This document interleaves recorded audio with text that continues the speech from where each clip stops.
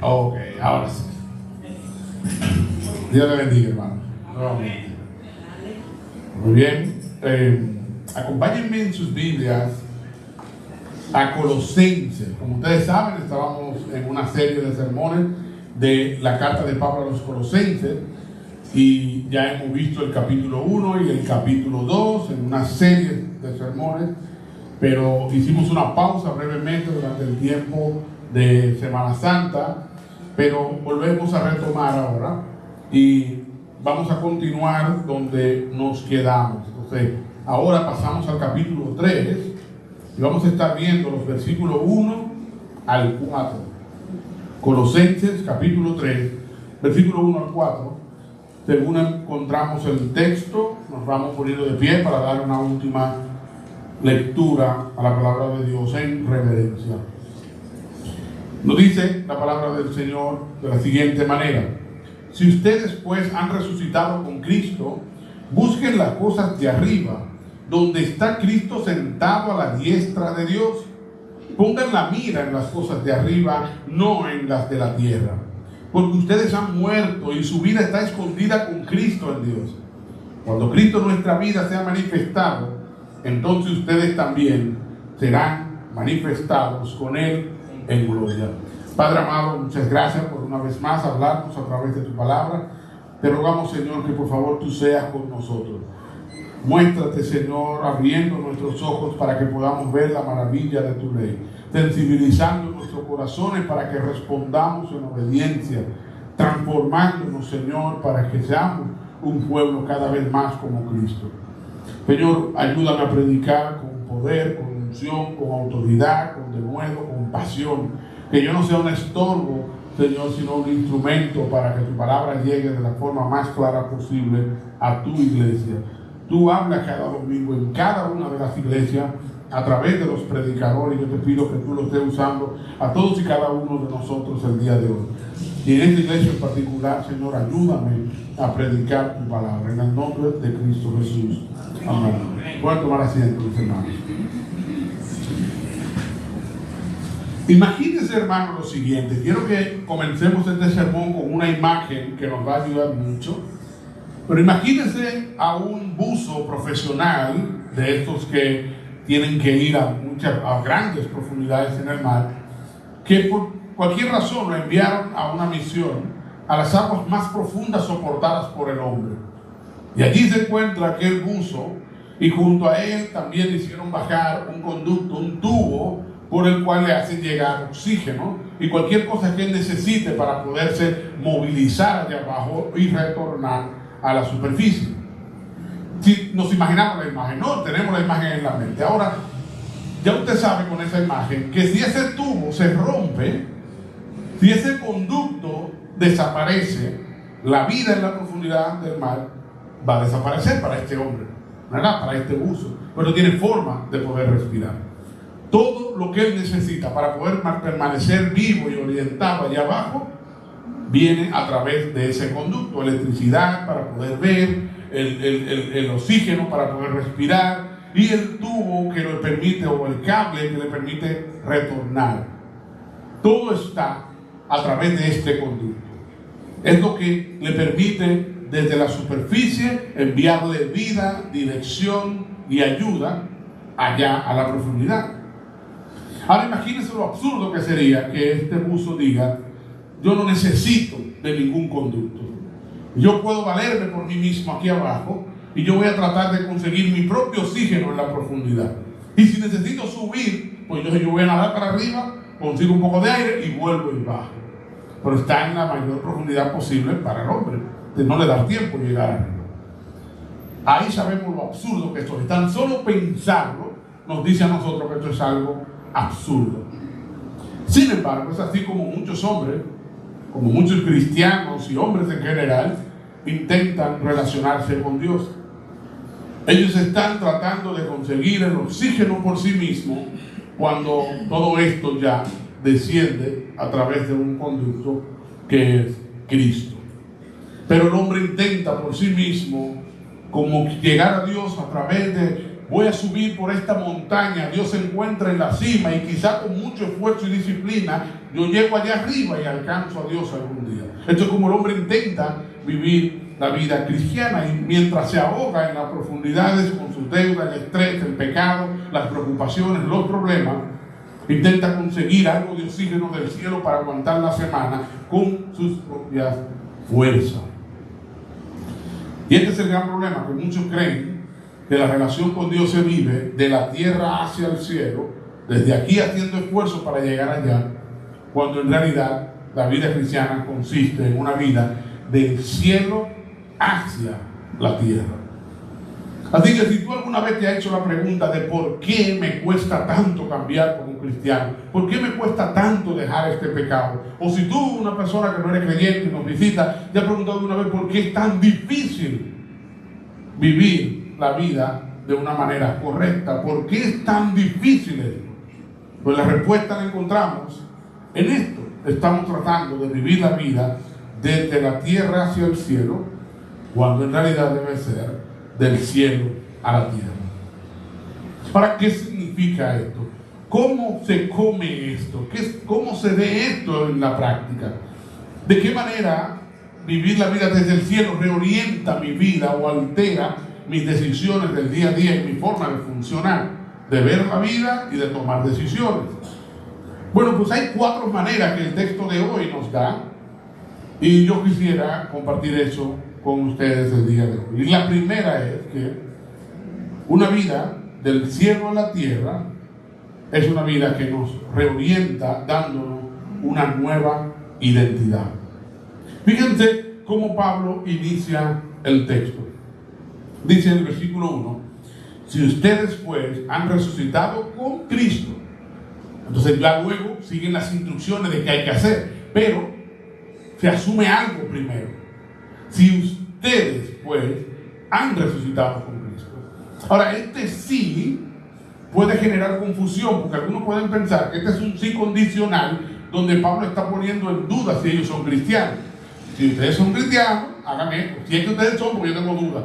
Pero en realidad no es así. Este es un sí condicional, pero que asume ya. Es como si dijese: ya que ustedes son esto, hagan tal cosa. O debido a que esto ocurrió, hagan tal cosa.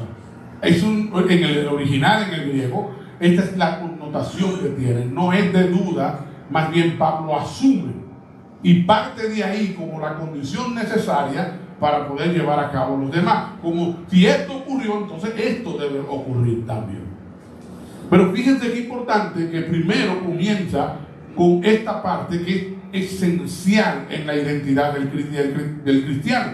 O sea, todo cristiano, todo creyente posee esta característica como parte de su identidad. ¿Y cuál es? Si ustedes pues han resucitado con Cristo. Todo cristiano se considera una persona que resucitó con Cristo. Quizás no lo dice, no es algo que decimos en el día a día. No, porque yo soy una persona que ha resucitado con Cristo. O tú no sabes con quién tú te has metido. Te has metido con una persona que ha resucitado con Cristo. No hablamos así. No está en nuestro vocabulario. Pero es parte esencial de nuestra identidad. Parte esencial de nuestra identidad. Y no es una metáfora. No es un lenguaje poético. Lo que básicamente Pablo hace cuando dice esto, que lo vemos ampliarlo más, aunque no lo vamos a leer ahora, se lo dejo como tarea para verificarlo en su casa. Pablo detalla esto más en Romanos capítulo 6. Allí esto se desempaca aún más. Pero de lo que Pablo está hablando aquí es de algo que se conoce en teología como la unión con Cristo. Otros lo llaman la unión mística con Cristo.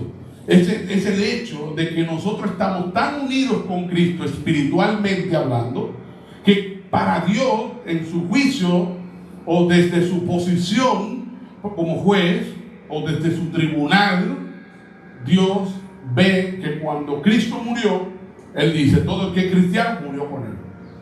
Y cuando Cristo resucitó, todo el que es cristiano para Dios resucitó con Cristo espiritualmente hablando.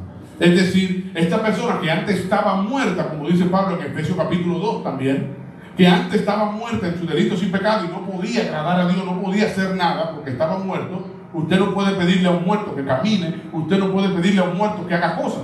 No puede. Entonces, esta persona que estaba muerta y no podía realizar nada por Dios, Dios le dio vida juntamente con Cristo, dice en Efesios, y me gustaría leerlo porque es mucho más claro, en Efesios capítulo 2.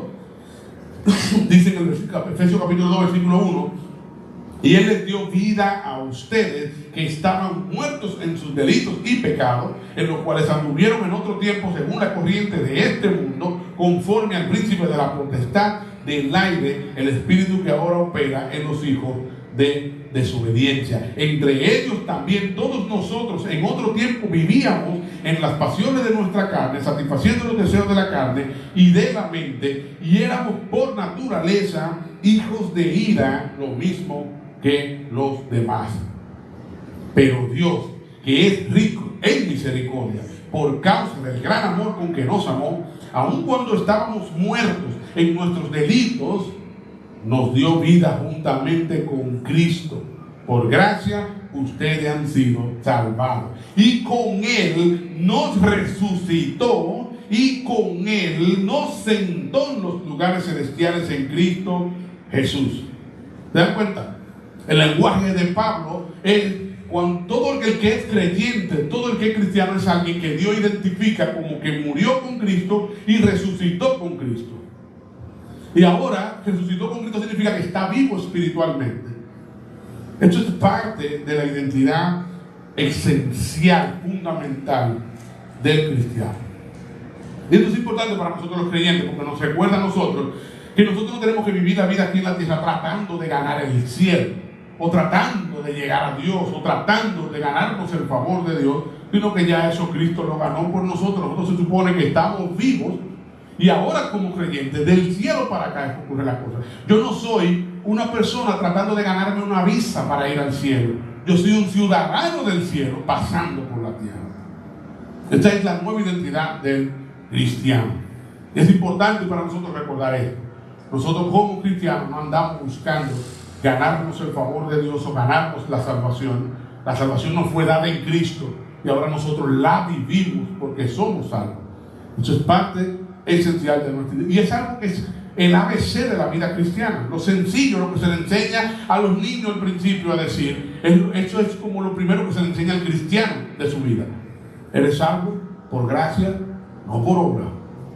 Ya Cristo lo hizo todo. Tienes una nueva identidad. Pero esto también tiene una aplicación para el inconverso que nos visite hoy, aquel que no es cristiano aún.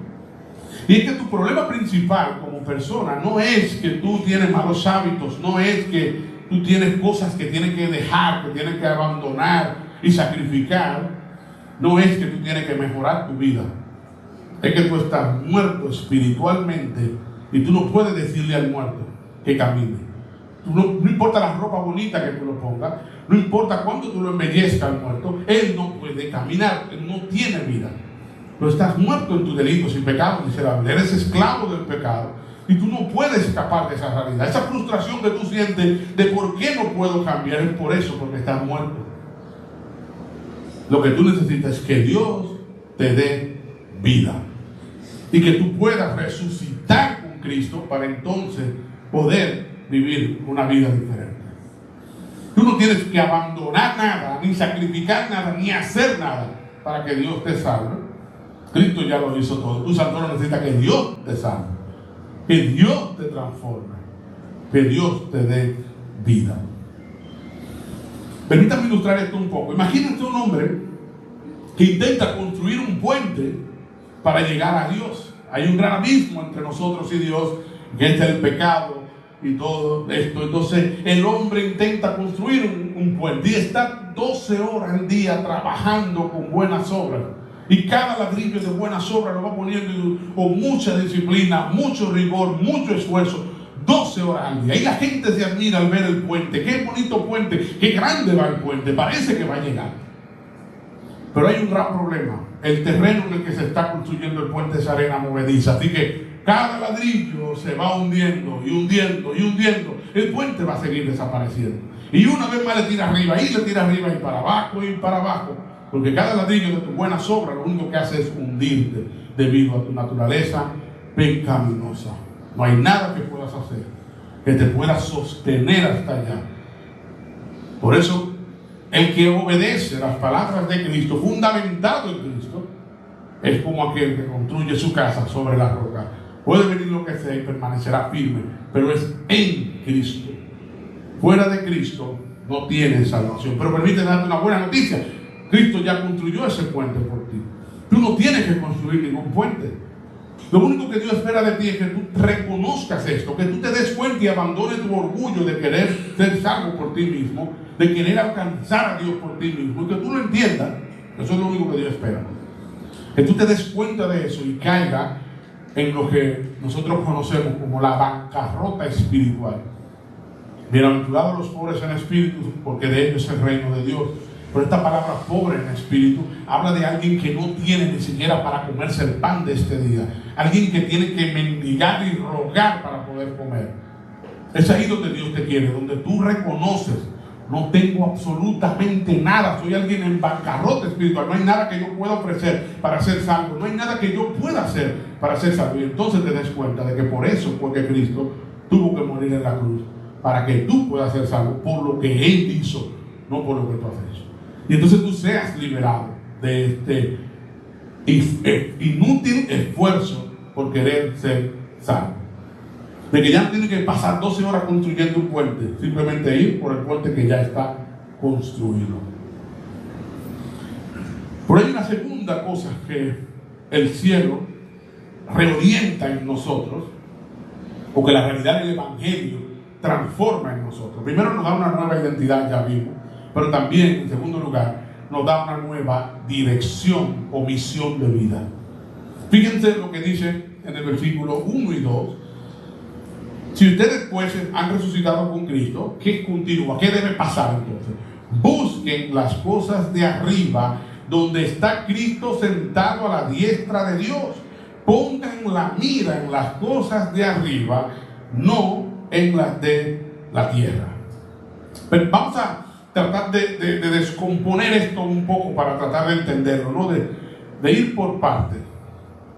La primera parte dice: busquen las cosas de arriba. Y este verbo buscar, esto es algo que a mí yo no quiero que ustedes entiendan que a mí me encanta decir el original para que crean que yo sé algo, sino porque muchas veces las cosas, como se dicen en el idioma original, se dan muchos detalles que no están en la traducción al español y se pierden en la traducción por la forma en que nuestro lenguaje funciona.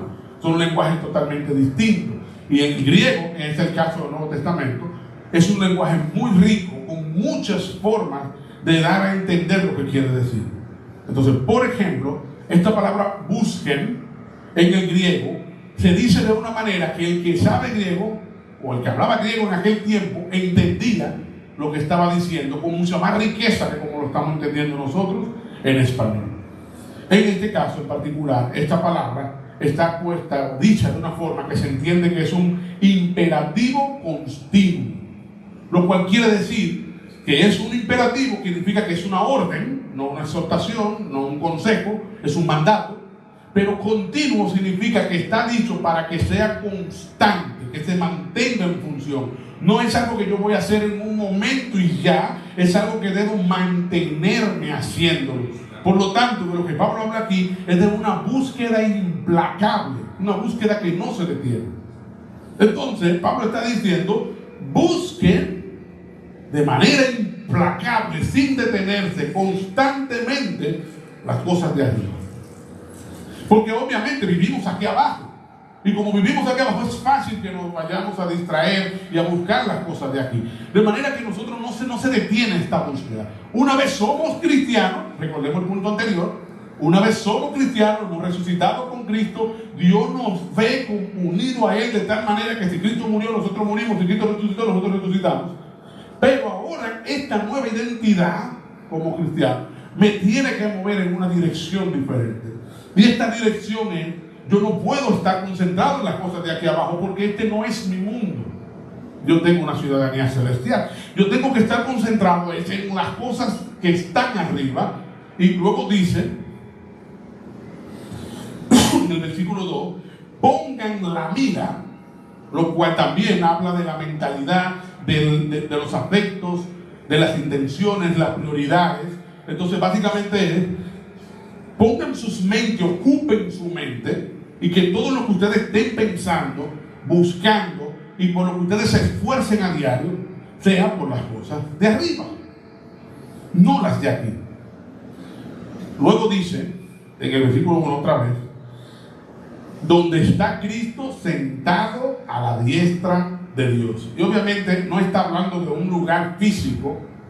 La idea de Pablo aquí es el trono y en la entronación de Cristo, por así decirlo, ¿no? Está sentado a la diestra de Dios. La diestra de un rey representaba ese lugar de poder más importante después del rey.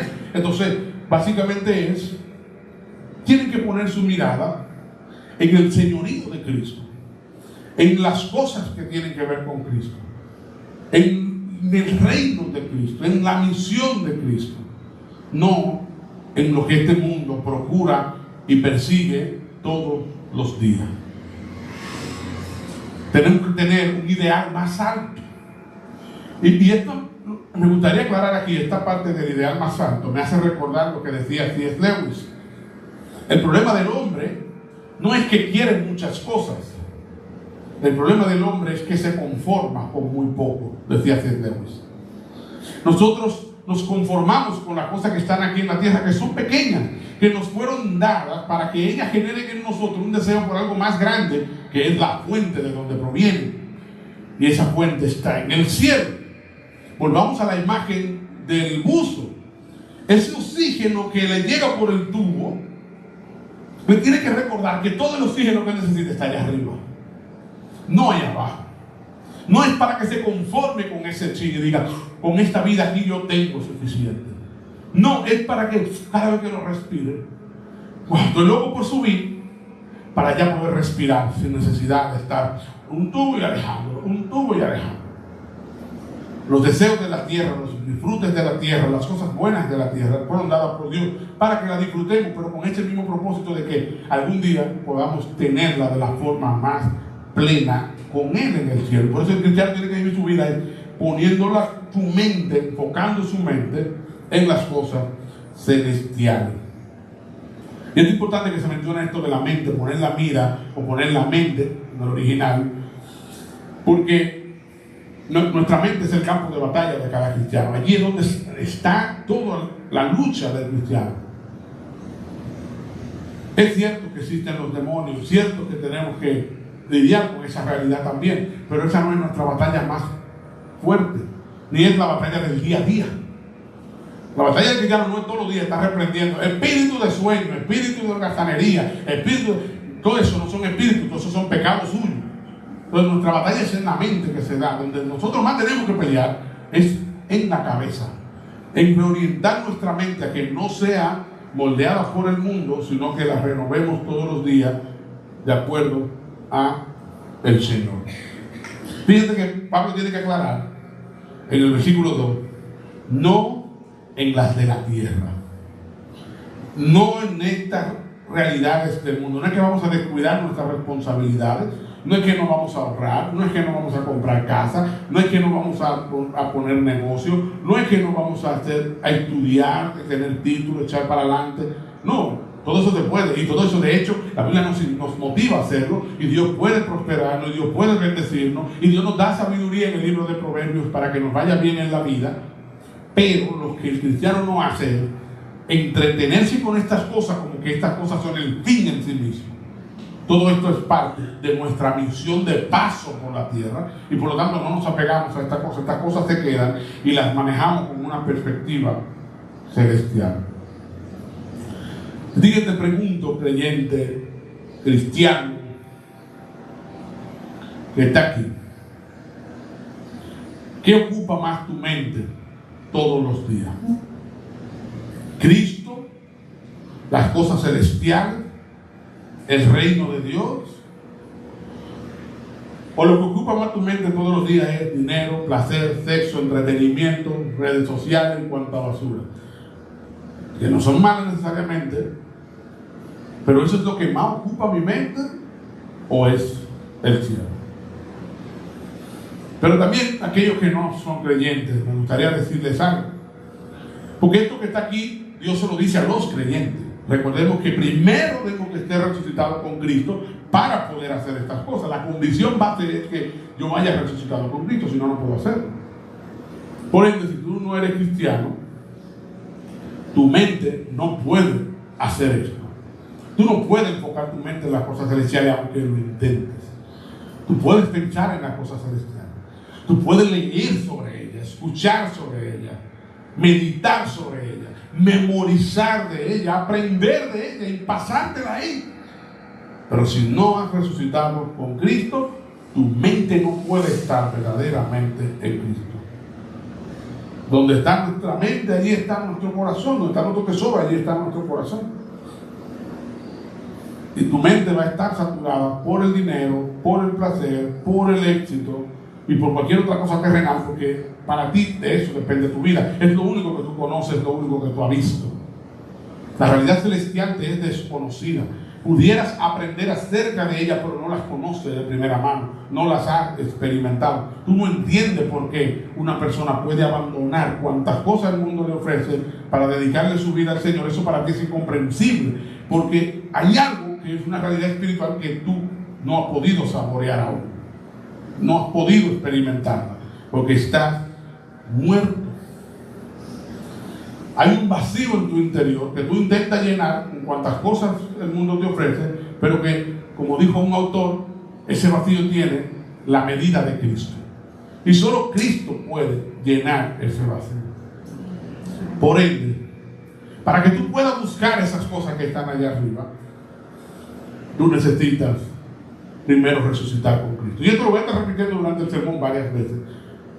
Tú necesitas resucitar con Cristo. Así que ríndete a Cristo y pídele que te ayude, que te salve, que tú quieres morir con Él, resucitar con Él, para poder vivir para Él.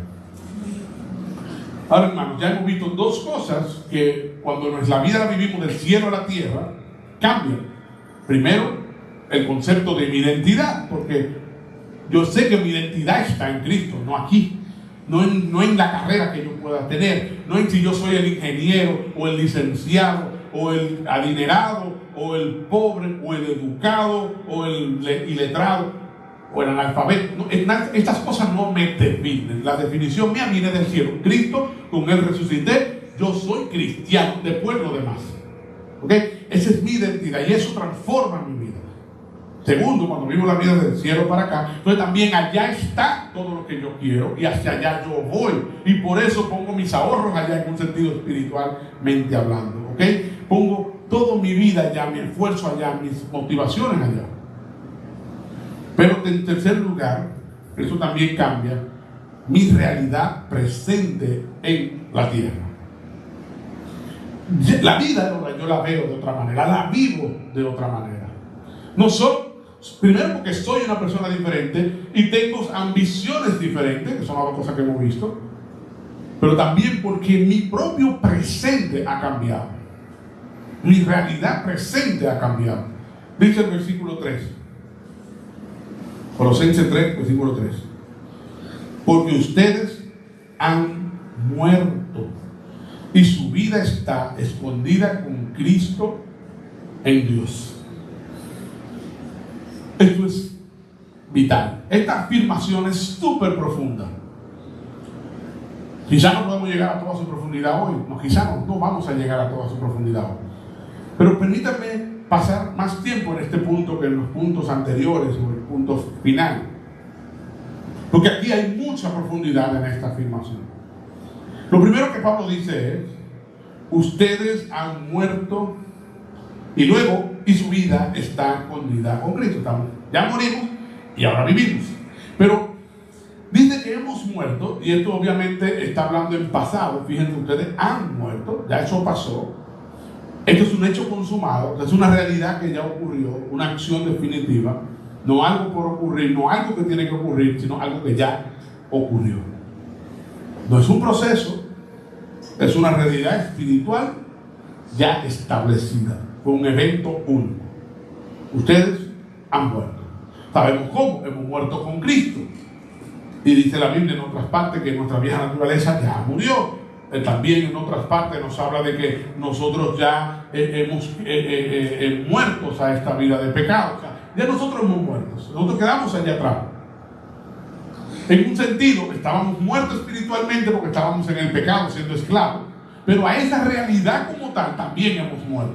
¿Okay? Esa realidad ya quedó en el pasado, eso es lo que quiere decir. Esa realidad ya no puede reinar sobre mí, ya no debe definirme, y por lo tanto, lo que yo era, ya no lo soy. Vamos entendiendo el punto, ¿no? El mundo ahora ya no tiene derecho legal sobre mí, yo morí. Yo desaparecí para la vida anterior y para el mundo, ya yo no estoy en el registro de los vivos, yo soy muerto.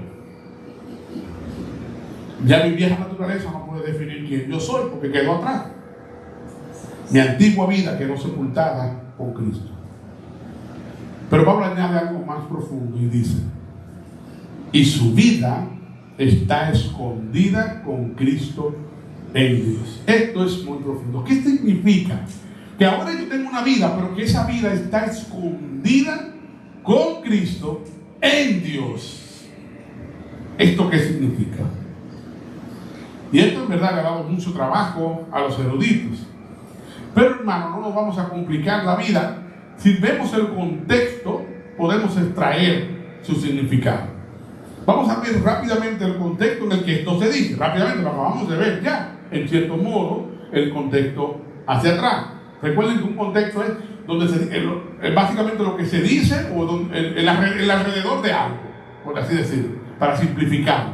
Entonces, si yo dije algo, el contexto de eso es lo que yo dije antes y lo que dije después. ¿Ok? Entonces, básicamente ese es el contexto inmediato. Tenemos más contextos aún, pero el contexto inmediato sería lo que yo dije antes y lo que yo dije después de ese algo. ¿Ok? Entonces, partiendo de ahí, el contexto inmediato hacia atrás nos dice que Pablo dijo que nosotros hemos resucitado con Cristo, y entonces como resultado de eso nosotros tenemos que buscar las cosas de arriba. Y la razón, porque fíjense que el versículo inicia diciendo ¿por qué? ¿Por qué me está diciendo que esta es la razón de esto? ¿Ok? Entonces, y la razón por la que yo debo reorientar mi vida hacia el cielo, ¿verdad? Y mirar hacia allá y buscar las cosas que están allá, es porque mi vida ahora está escondida en Cristo. Ahora, versículo siguiente, versículo 4, dice: cuando Cristo nuestra vida sea manifestado, entonces ustedes también serán manifestados con Él en gloria. Busquen las cosas que están allá arriba, no las que están acá. ¿Por qué? No, porque la vida de ustedes no está aquí, sino que está allá, escondida en Cristo. Y cuando Cristo venga, se manifestará. Ese es el contexto inmediato. Esto es todo lo que Pablo está diciendo, y en ese contexto que está diciendo que nuestra vida está escondida en Cristo. Ahora, esta expresión escondida en Cristo también Pablo la ha utilizado en la epístola antes, en el capítulo 2, versículo 3. Pablo dijo, hablando de Cristo, en quien están escondidos todos los tesoros de la sabiduría y del conocimiento. Queriendo decir, en Cristo está todo la fuente de sabiduría y de conocimiento. Luego, también leemos en otros textos de la Biblia, como Romanos capítulo 8, versículo 19, que la tierra anhela que algún día los cristianos ya sean manifestados. Fíjense cómo dice: porque el anhelo profundo de la creación es aguardar ansiosamente la revelación de los hijos de Dios. O sea, los hijos de Dios en cierto sentido están escondidos, y eso se va a revelar algún día. Primera de Juan capítulo 3 versículo 2: amados, ahora somos hijos de Dios, y aún no se ha manifestado lo que habremos de ser. Somos hijos de Dios, pero hay algo de lo que somos que queda oculto, que no se sabe. Pero sabemos que cuando Cristo se manifieste, seremos semejantes a Él, porque lo veremos como Él es. Entonces eso será revelado cuando Cristo venga. Entonces, con todo este contexto en mente, vamos ahora a razonar un poco. El contexto inmediato es oigan, ustedes han resucitado con Cristo, por lo tanto reorienten su vida hacia el cielo, no la tierra. Razón, porque su vida no está aquí en la tierra, está en el cielo, escondida en Cristo. Y hay algo que sucede de ustedes, que cuando Cristo venga se va a manifestar. Si tomamos todo esto en el contexto de todo el Nuevo Testamento, el Nuevo Testamento dice que cuando Cristo regrese, nosotros vamos a ser glorificados para ser exactamente como Cristo es. Pero también la Biblia nos llama en muchísimas partes a decir que busquemos crecer en santificación y crecer y avanzar como cristianos, correr la carrera del cristianismo mirando a Cristo, porque Cristo es eso que define lo que nosotros tenemos que ser. Así que la afirmación de que nuestra vida esté escondida con Cristo, entonces, lo único que hace es reafirmar nuestra unión mística con Él, de la que hablamos en los puntos anteriores, de que en Cristo estamos tan unidos a Él que lo que Él es, nosotros somos. Y lo que Él hizo, nosotros hicimos. Obviamente nosotros no somos Cristo, pero que nuestra identidad está atada, ligada a Cristo. Así que nuestra vida esté escondida con Cristo significa que todo lo que yo soy fluye de Cristo hacia mí. Todo lo que yo necesito fluye de Cristo hacia mí. Es decir, hermano, tu identidad, lo que tú eres, fluye de Cristo hacia ti. Tu vida está escondida con Cristo en Dios, quien está en el trono. Entonces, todo lo que tú eres es en Cristo que está. Tu vida está allá. Tu valor está en Él. Tu propósito está en Él. Tu gozo debe fluir de Él. Imagínense lo siguiente, para que podamos entender esto mejor. Si existiese, imagínense que existe un dispositivo, los científicos crearon, que te permite ver la realidad espiritual, la dimensión espiritual.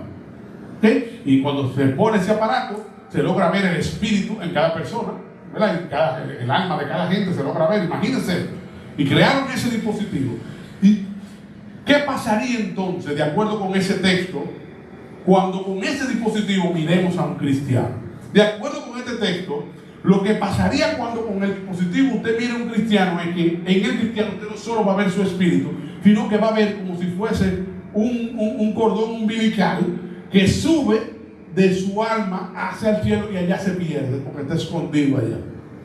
¿Okay? Entonces de allá baja un flujo continuo hacia ese cristiano. Ese flujo continuo es lo que le da la gracia, que le consuela en medio del sufrimiento.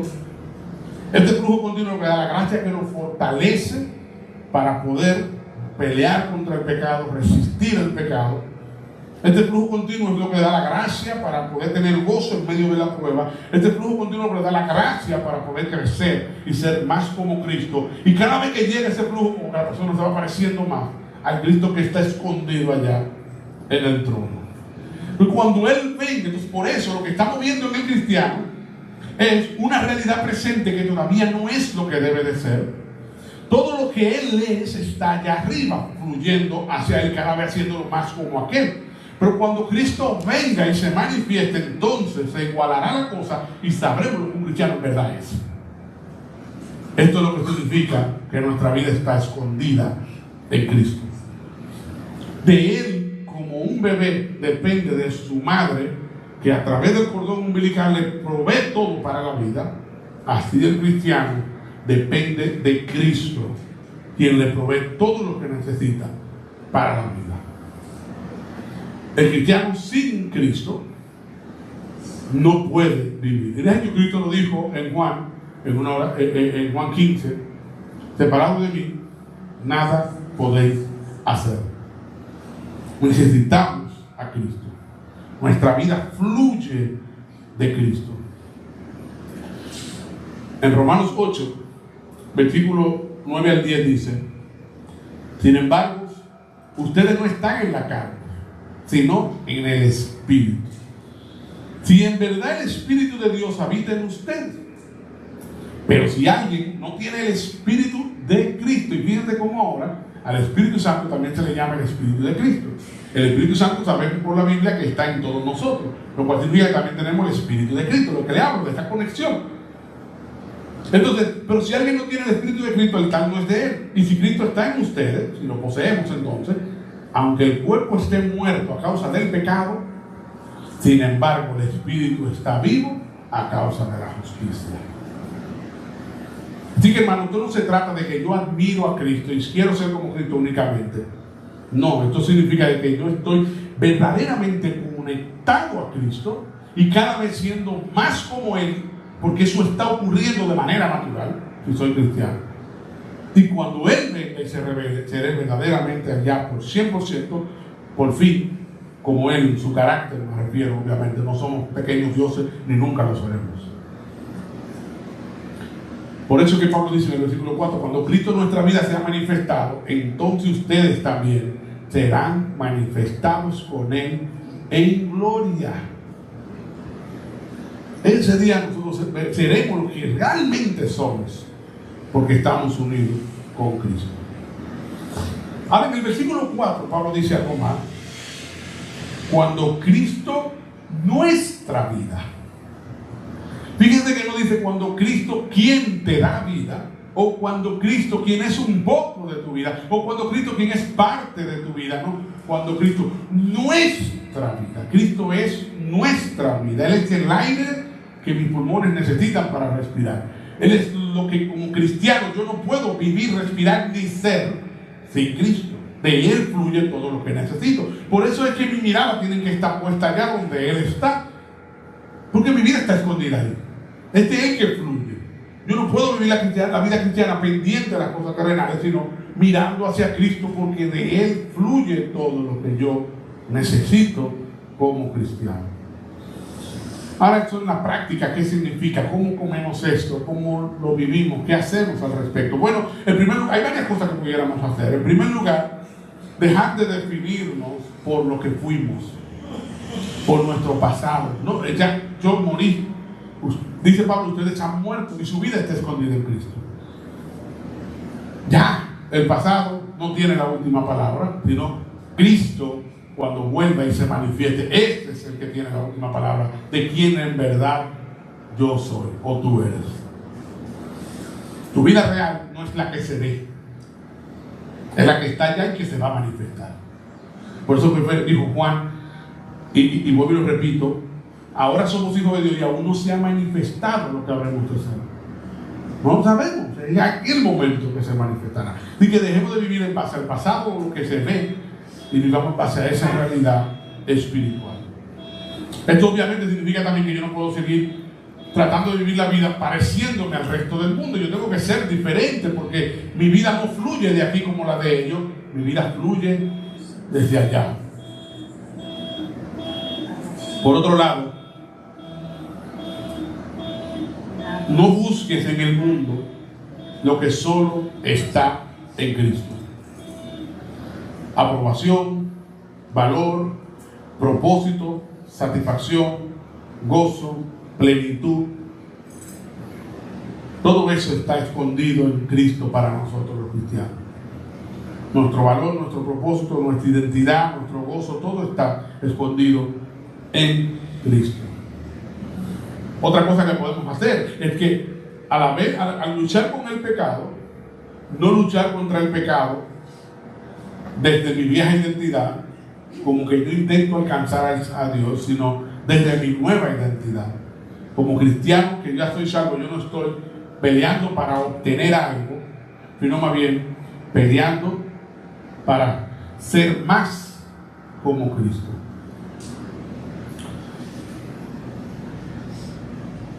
Ahora, aquel que no conoce al Señor, aquel que nos visita hoy, que no tiene una relación personal con Cristo, vuelvo y te digo, tu vida no está escondida en Cristo.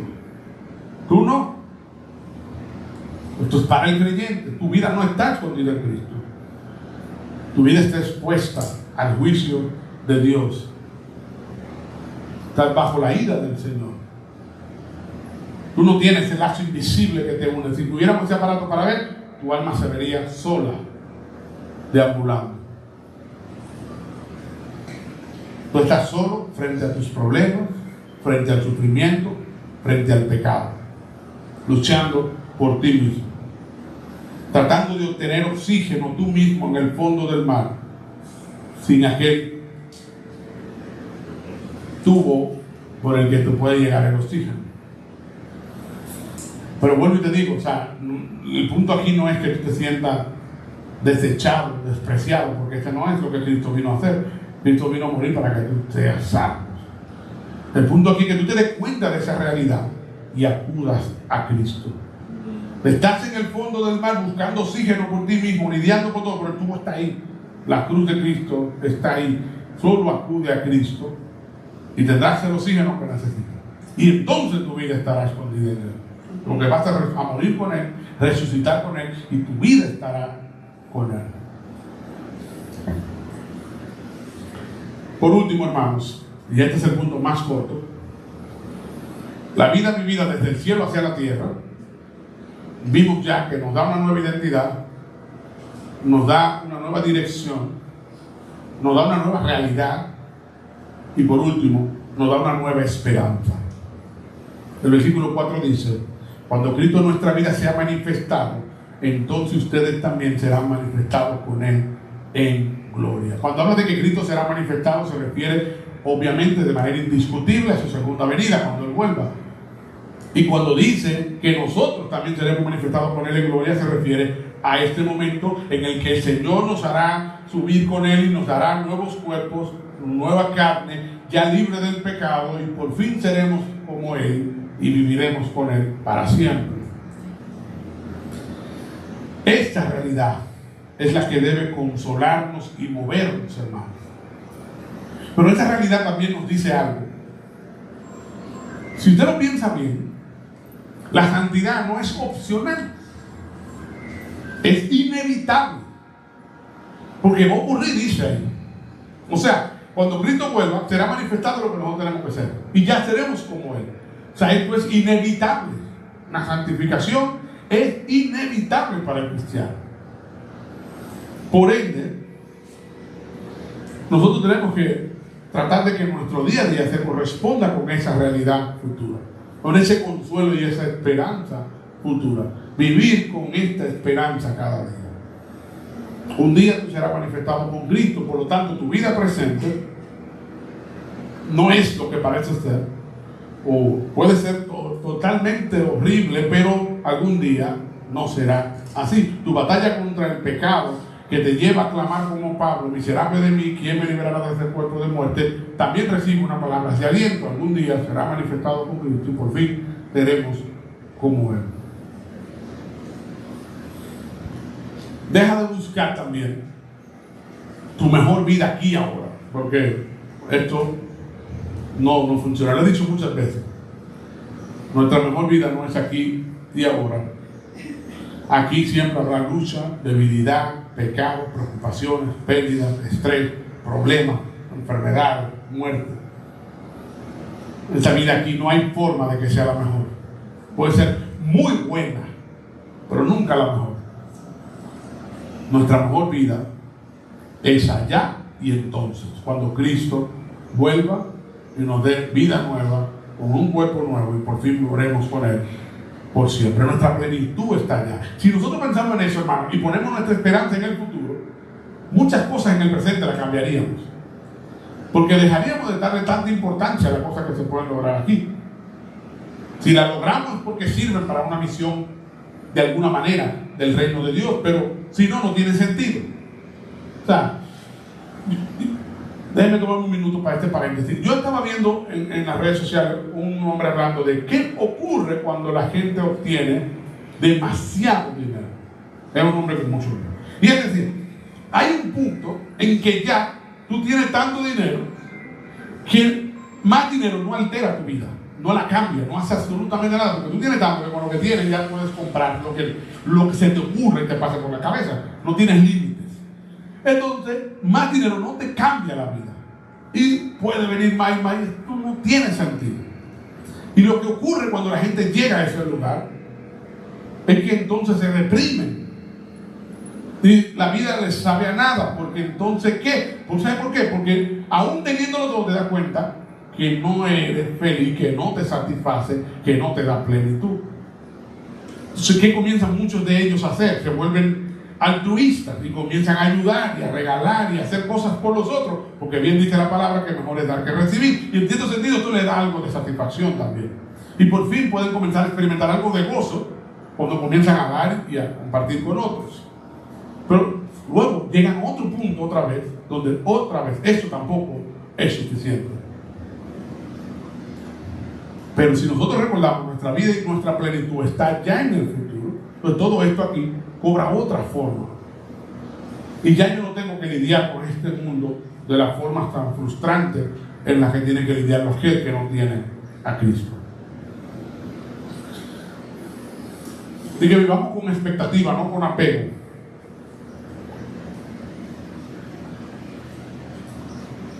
Pero aquel que es inconverso, otra vez, no quiero dejarlo ir sin decirle algo más.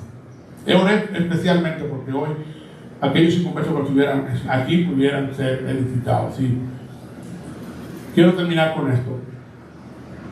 Esto que hemos visto, vuelvo y digo, no es para ti a menos que tú entregues tu vida a Cristo.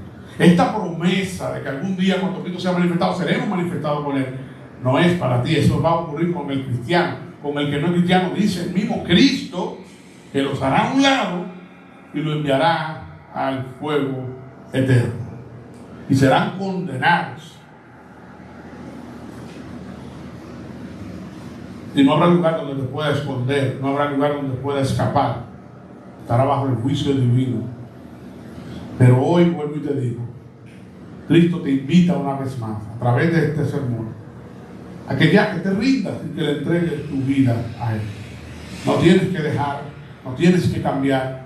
Él te cambiará, Él te hará dejar. No sé si me voy a entender. No quiero tampoco venderte el evangelio a precio de ganga. Ese no es el punto, porque costó la cruz de Cristo, costó el sacrificio de Cristo en la cruz.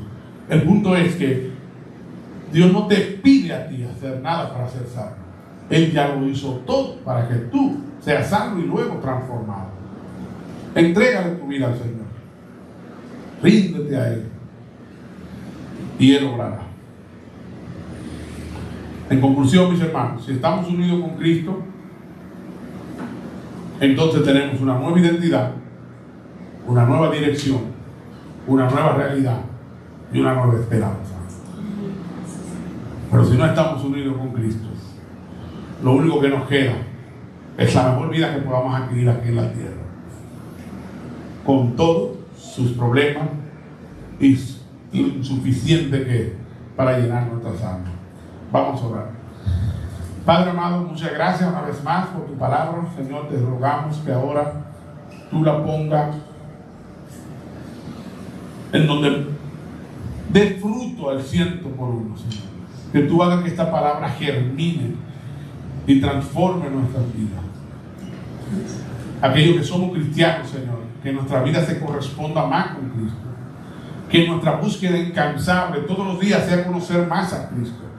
Que meditemos en Él, que oremos, que leamos tu palabra con los ojos puestos en Cristo. Que hagamos negocio, tomemos decisiones con los ojos puestos en Cristo. Que vivamos en dependencia total de Cristo cada día, Señor. Ayúdanos.